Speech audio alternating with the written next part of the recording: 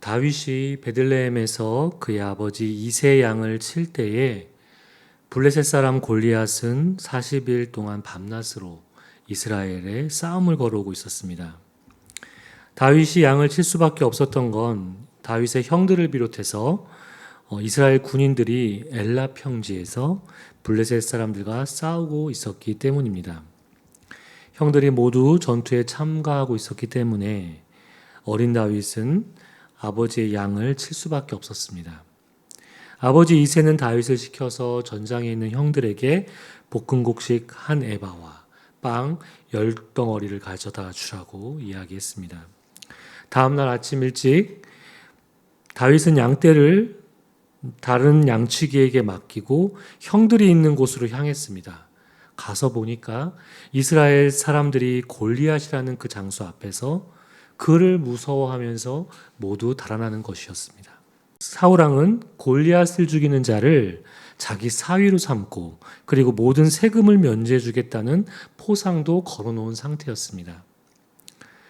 하지만 형들은 그런 어린 다윗이 그곳에 온 것을 보고 들판에서 양떼를 쳐야 할 내가 전쟁 구경을 하러 여기에 왜 왔느냐라고 다윗을 나무랐습니다.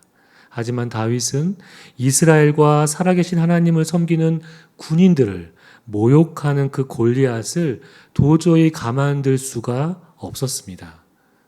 다윗의 이런 의지가 사울에게까지 전달되었고 사울 앞에 선 다윗은 골리앗과 싸우겠다라고 이야기를 합니다.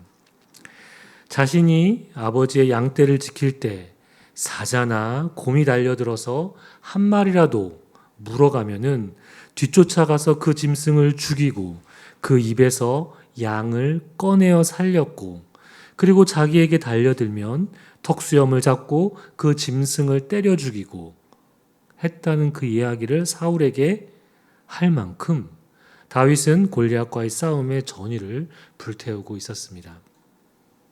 그러면서 다윗은 사울에게 이렇게 말하는 말미에 이런 고백을 하는 것을 볼 수 있습니다.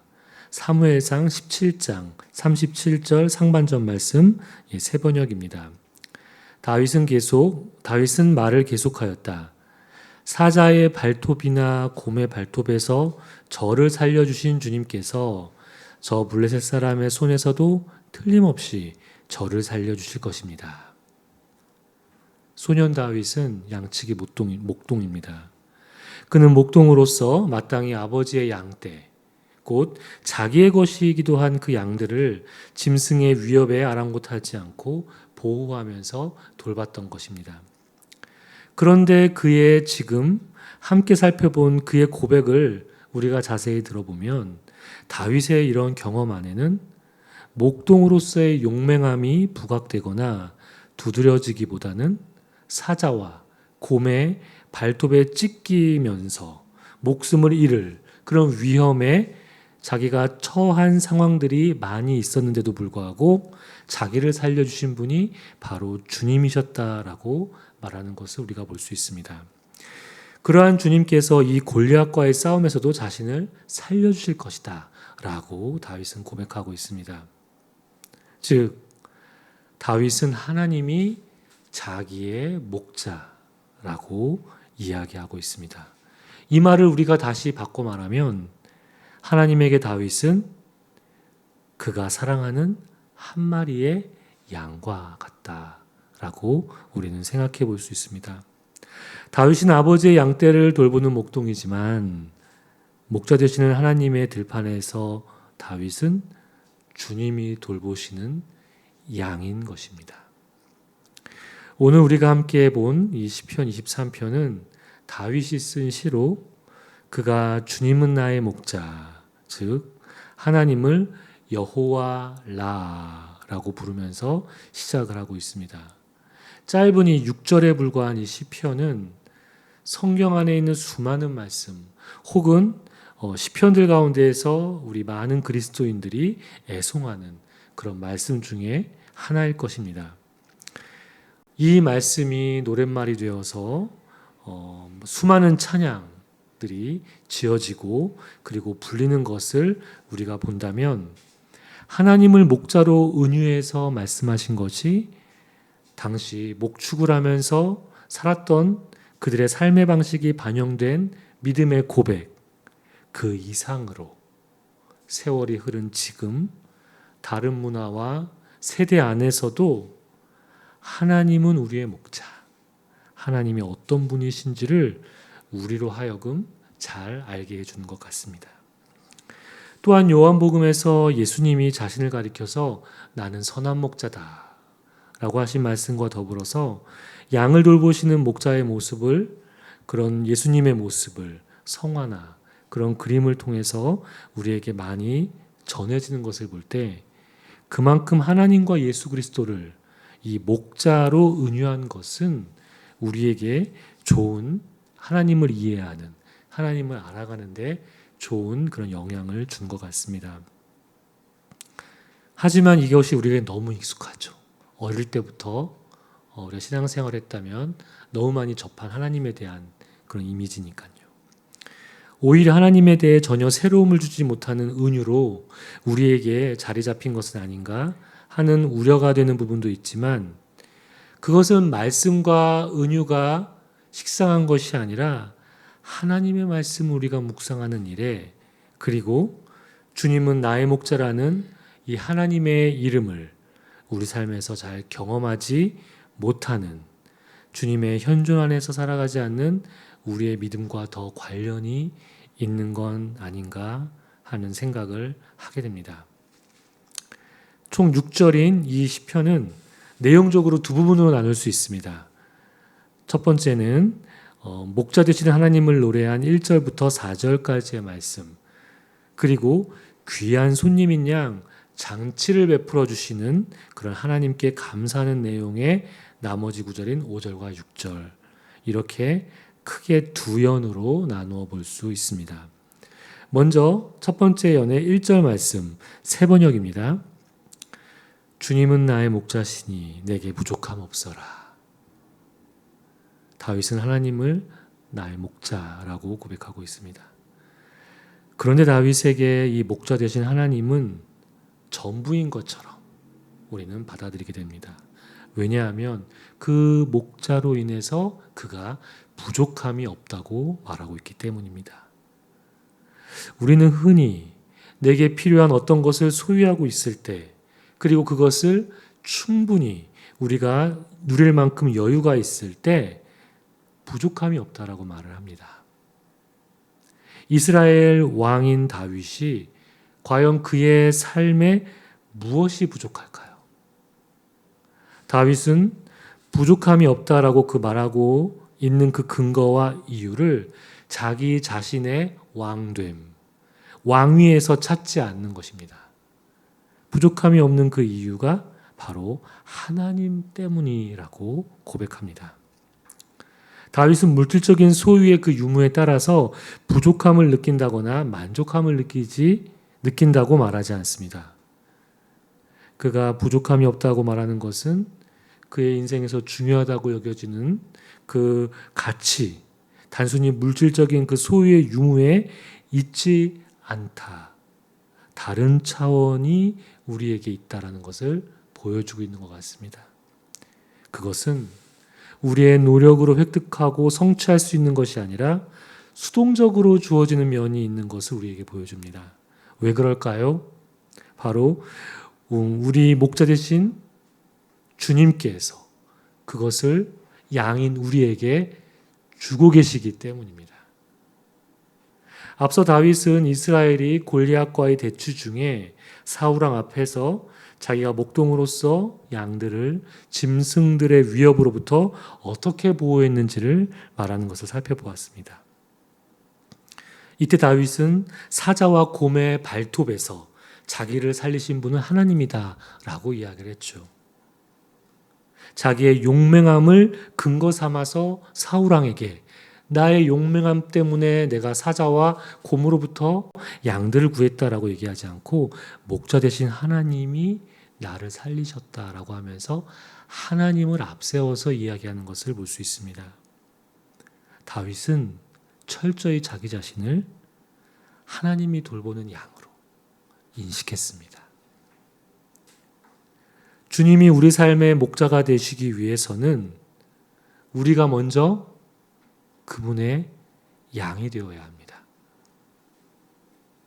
내가 그분의 양이라는 생각이 우리에게 없으면 우리가 어떻게 살게 되는지 아십니까? 내가 내 인생의 목자인 것처럼 살게 됩니다. 내가 나를 인도해 가는 삶, 굉장히 독립적이고 주체적인 삶으로 보입니다. 하지만 거기에는 목자 되시는 주님이 없을 수 있습니다. 내가 나의 결핍에만 집중해서 그것을 채우면서 계속 살아야 하는 그런 굴레에 우리가 갇히게 될 위험이 있습니다. 내가 주님의 양이 아니라 내 인생의 목자인 척 살아간다면 나의 결핍과 필요는 애착과 집착으로 발전되어서 다른 삶의 길을 만들면서 우리가 살아가게 됩니다. 그 길은 필경 하나님과 멀어지는 길이 됩니다. 우리가 그분의 양이 아니라면 우리의 갈망은 그 무엇으로도 채워지지 않고 허기진 인생이 될 것입니다. 다윗이 주님은 나의 목자시니 라고 고백하면서 시작하는 이 시편은 바로 이런 말이 아닐까요? 주님, 저는 당신의 양입니다. 이와 같은 겸허한 순복과 맡김이 이 고백에는 깔려 있습니다.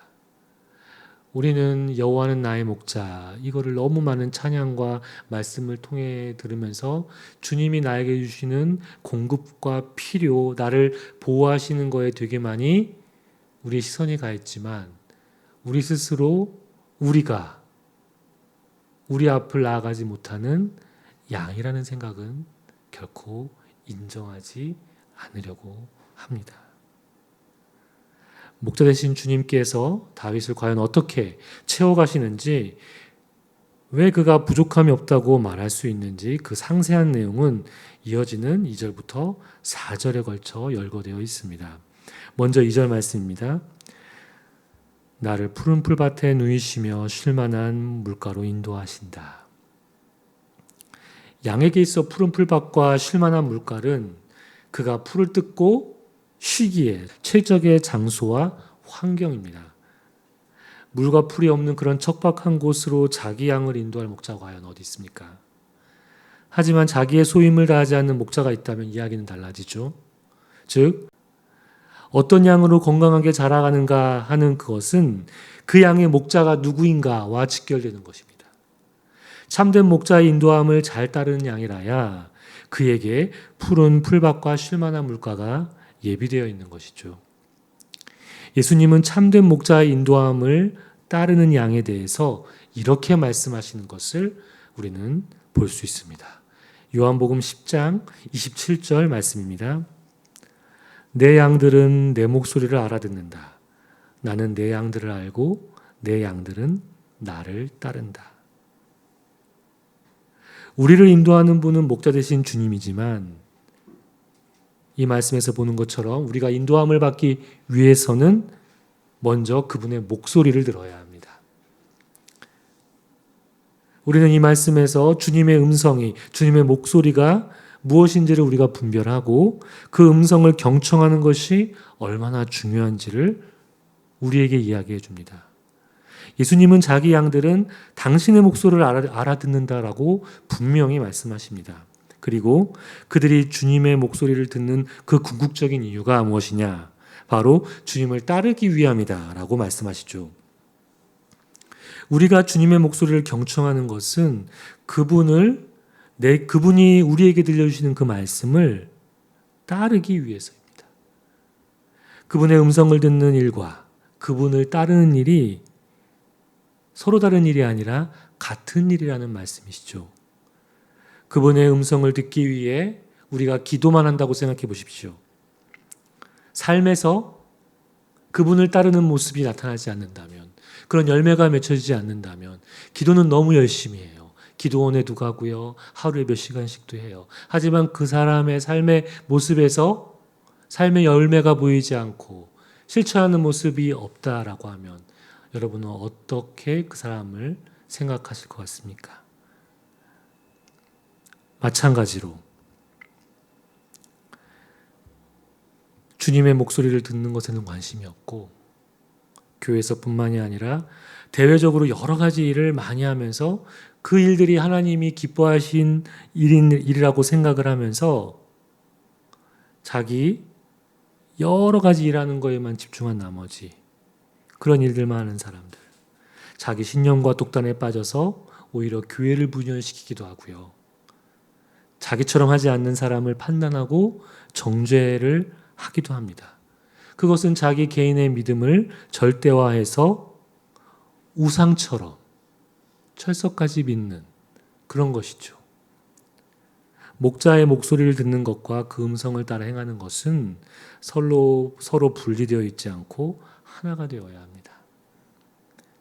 우리가 주님은 나의 목자이시니 라는 이 말씀에서 이 말씀에만 사로잡혀서 하나님께서 우리를 양인 나를 푸른 풀밭과 쉴만한 물가로 인도해 주시겠지. 이런 안일한 생각으로 우리가 신앙생활을 한다면 아니요.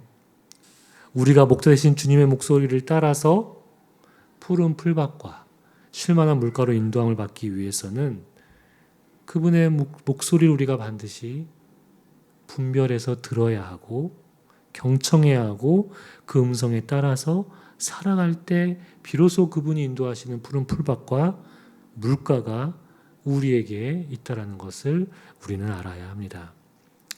두 번째로 다윗은 하나님께서 자신을 어떻게 채워주시기에 부족함이 없다고 고백을 하고 있습니까? 이어지는 3절 말씀입니다. 나에게 다시 새 힘을 주시고 당신의 이름을 위하여 바른 길로 나를 인도하신다. 목자이신 주님은 당신의 양들에게 새 힘을 주십니다. 오늘 읽은 우리의 성경은 개역개정입니다. 하지만 저는 새 번역에 있는 말씀으로 이해를 더 잘 할 수 있도록 본문은 새 번역으로 읽어드리는데요. 함께 읽은 이 개역개정 성경에는 이 부분을 새 힘을 주신다라고 이야기하지 않고 내 영혼을 소생시킨다라고 이야기하고 있습니다. 개인적으로 저는 개역개정의 표현이 더 마음에 더 잘 와닿는 것 같습니다. 하나님은 당신의 양을 인도하시는 그 길은 바로 우리의 영혼을 회복시키는 일이라고, 우리를 인도하는 것이, 우리가 그 길을 따르는 것이 우리의 영혼이 회복되는 일이라고 이야기를 합니다. 다시 돌아오게 하는 길이라고 이야기를 합니다. 우리의 참 안식과 쉼이 어디에 있다는 것을 우리는 이 말씀을 통해 알 수 있습니까? 바로 주님의 인도하에 그 길을 따라갈 때 우리가 힘을 얻고 다시 회복될 수 있다는 것을 알게 됩니다. 앞서 제가 말씀드렸듯이 내가 내 인생의 목자가 되어서 우리의 인생을 인도하는 일은 겉으로 볼 때는 목표를 정해서 열심히 사는 것으로 보입니다. 하지만 거기에는 주님이 주시는 평안이 있기보다 지난 시간 설교에서 말씀드린 것처럼 내가 얻으려는 거짓 평화에 그것을 쟁취하는 모습에 지나지 않을 수 있다는 것을 우리는 알 필요가 있습니다. 월빛교회가 시작된 지 1년이 조금 넘었습니다. 하지만 그 기간 동안 우리는 3번의 피정을 가졌습니다. 제가 3번의 피정을 가졌다고 자랑하는 것이 아닙니다. 하나님이 월빛교회에서 주신 그 하나의 정체성에 대해서 말씀드리는 것입니다. 피정을 계속 이렇게 이어가는 여러 가지 이유 중에 하나는 바로 말씀드린 지금 이 말씀이 말해주고 있습니다. 주님 안에서 우리가 다시 새 힘을 얻는 것, 우리 영혼이 소생케 되는 것, 그럼으로써 우리 영혼이 새롭게 되어서 일상 가운데에서 조금 틀어졌던 하나님을 향한 우리의 방향을 다시 재조정하고 하나님의 인도함을 받으며 살 수 있도록 하기 위함인 것입니다. 하나님은 이렇게 우리에게 새 힘을 주시면서 인도하시는 그 이유와 근거는 바로 당신의 양들을 책임지시는 그 사랑의 마음에 있다라는 것을 우리는 믿어 의심치 않습니다. 이것을 조금 더 강조해서 표현한 것이 이 말씀 안에 있습니다. 바로 당신의 이름을 위하여 바른 길로 인도하신다. 얼핏 보면 이 말씀은 굉장히 이기적인 표현 같습니다. 어떻게 하나님이 자기 자신을 위해 우리를 수단화 하실 수 있는가? 왜 하나님의 영광과 그 기쁨에 우리가 이용되어야 하는가? 그렇지 않습니다. 한번 생각해 보십시오. 우리가 옷이나 상품을 마트나 어떤 곳에서 구입할 때 그 물건을 만들고 검수한 사람의 이름이 과자 겉봉지 혹은 상품, 옷상품 누가 검사 피를 했다라고 해서 도장이 찍히면서 그 사람의 이름이 실명이 있는 것을 여러분들 물건을 구매하신 분이라면 한 번쯤 본 적이 있을 것입니다. 자신이 만들고 검수한 상품에 대해 그 물건을 구입하는 소비자들로부터 하여금 최고의 신뢰를 심어주기 위함입니다. 또한 당사자도 자신이 맡은 일에 최선을 다해 책임을 다해서 그 물건을 만들고 생산하는데 만전을 기할 수 있다라는 그런 효과도 가져다 줍니다. 우리의 목자이신 하나님, 그분이 우리를 바른 길로 인도하시는 데에 당신의 이름을 거십니다. 당신의 이름을 거실 만큼 최고의 신실함으로 우리를 인도하시겠다라는 그 의미가 이 말씀에 담겨 있는 것입니다. 우리가 그런 주님을 따라 바른 길을 따라갈 때 우리의 인생을 통해 하나님께서 영광을 받으신다라는 것이죠. 그래서 당신의 이름을 위하여라는 이 말씀은 우리의 삶을 통해서 하나님께서 영광을 받으신다는, 우리에게도 유익이 되고 하나님을 따라 사는 우리의 삶의 모습을 본 하나님에게도 기쁨이 되고 하나님의 이름을 높이는 일이 된다라는 그런 중의적인 의미가 여기에 담겨 있습니다.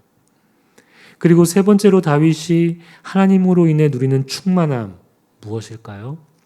4절 말씀입니다.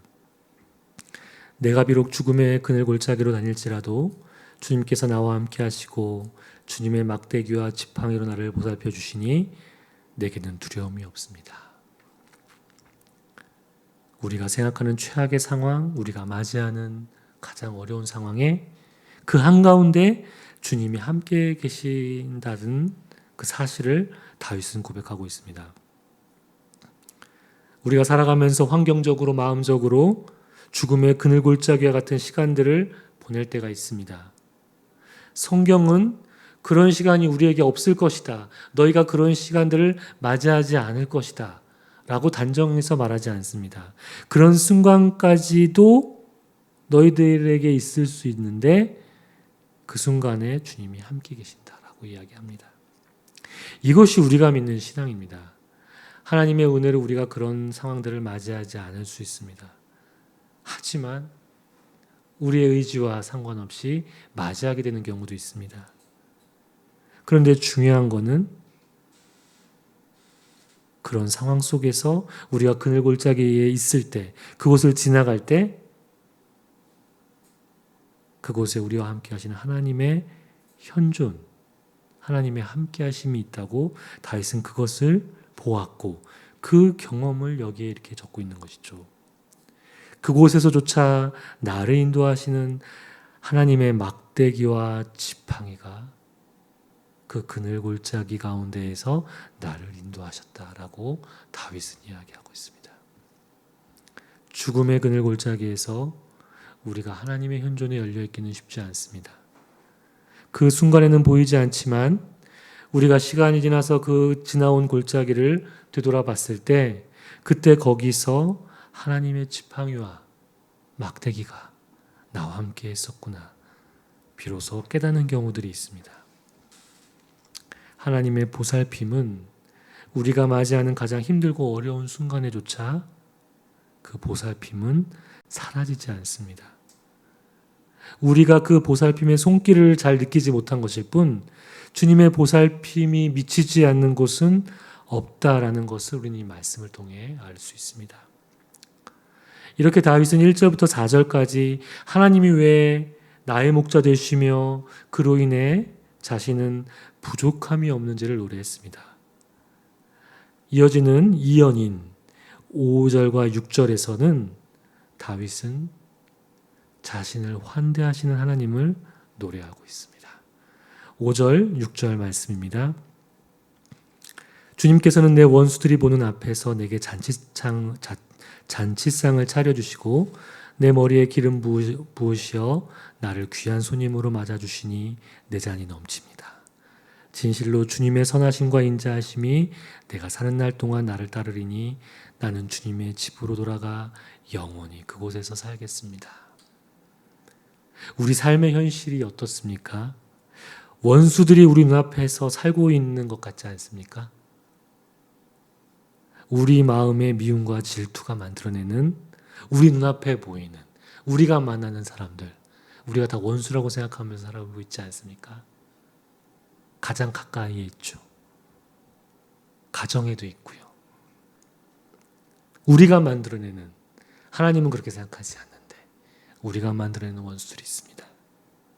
하지만 우리가 하나님의 말씀을 따라 살아가는데 우리를 방해하고 유혹하고 하는 그런 눈에 보이지 않는, 때로는 눈에 보이기도 하는 그런 장애물과 같은 그런 악한 원수들의 속삭임과 방해도 우리는 실제로 볼 때가 있습니다.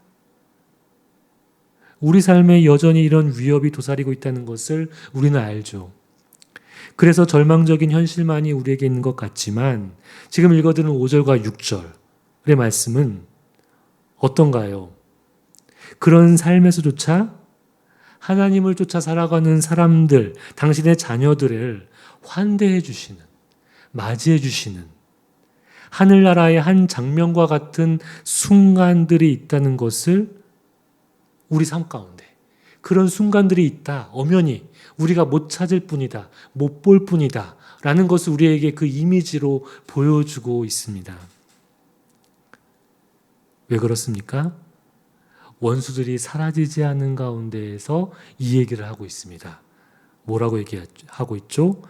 원수들이 보는 앞에서 내게 잔치상을 차려주시고, 원수들이 제해졌습니까? 원수들이 떠나갔습니까? 아니요. 원수들은 여전히 목전에 있습니다. 그 목전에서 우리가 지금 살아가고 있는 것이죠. 버젓이 원수들이 보는 앞에서 아직 진행 중인 것처럼 보이는 그런 상황 속에서 하나님은 우리에게 잔치상을 베풀어 주시고 우리의 승리를 축하하듯이 우리를 귀한 손님인 양 맞이하시면서 잔치상을 베푸시고 우리의 머리에 기름을 부으시며 우리의 잔을 가득 채워주시죠. 우리가 하나님의 말씀을 따라 살아갈 때 우리가 얼마나 이 세상에서 주변인처럼 느껴집니까? 패배자로 느껴질 때가 혹시 있지 않습니까? 하나님을 믿어서 내가 이렇게 살아가는 건 아닌가? 목소리도 내지 못하고 하나님을 믿는다는 것을 누군가가 안다면 저 사람 저 정도밖에 안 돼 라는 것 때문에 신자된 우리를 감추고, 하지만 주님은 그렇지 않다고 말씀하십니다. 누가 승리자인지 그들의 목전에서 우리를 위한 승리의 잔치상을 차려주시는 주님이십니다. 다윗의 이 고백은 우리가 종국에는 영광스러운 자들로 나타나게 될 것이라는 종말론적인 모습을 보여주기도 합니다.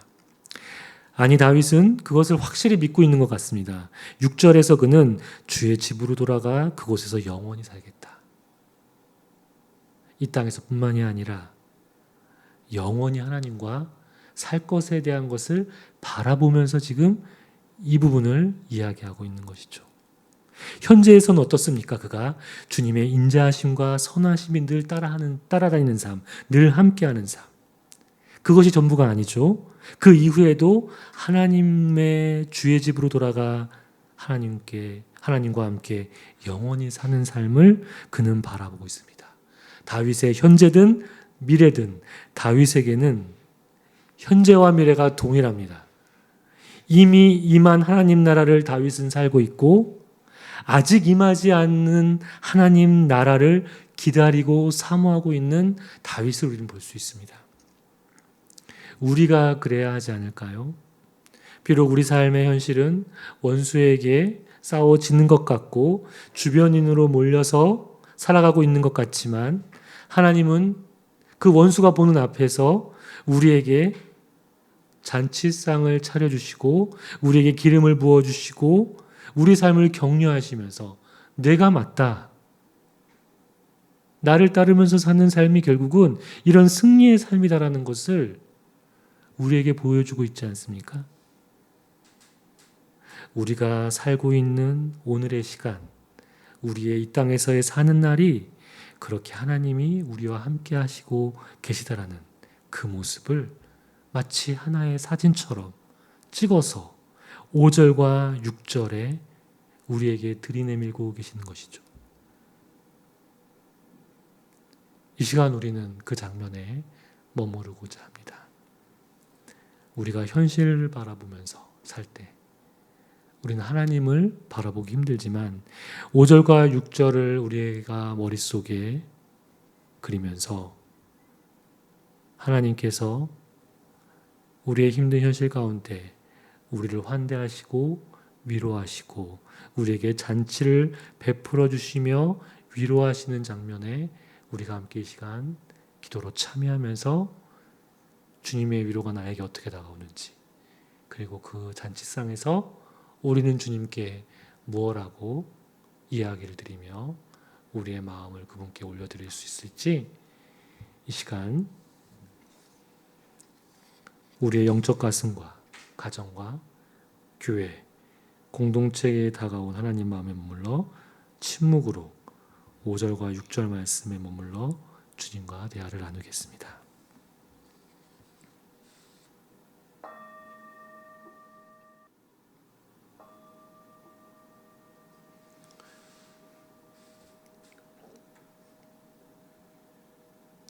하나님, 우리의 눈은 우리 앞에 원수들만 보입니다. 그 원수들 때문에 우리가 위축되고 흔들리고 때론 넘어지고